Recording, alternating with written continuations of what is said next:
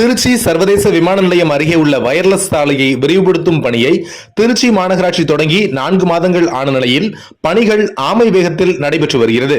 முழுமையடையாத சாலையின் தூசும் குடியிருப்பு வாசிகளை எரிச்சலூட்டுகிறது.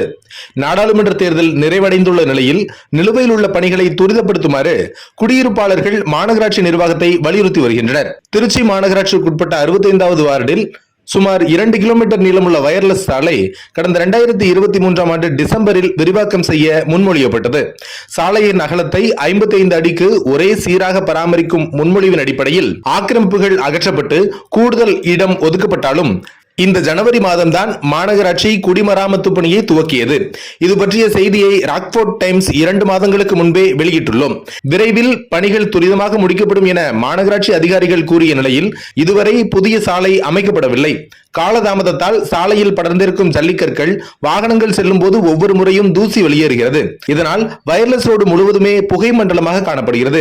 இந்த சாலையை கட்டம் கட்டமாக முடிக்க உள்ளாட்சி நிர்வாகம் நடவடிக்கை எடுக்கவில்லை என பொதுமக்கள் குற்றம் சாட்டி வருகின்றனர்.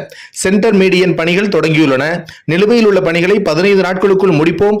நாடாளுமன்ற தேர்தல் காரணமாக பணிகள் மந்தமடைந்தது என அதிகாரிகள் தரப்பில் கூறப்படுகிறது. விரைவில் இச்சாலை முழுமையாக சீரமைக்கப்படும் என அதிகாரிகள் கூறுகின்றனர்.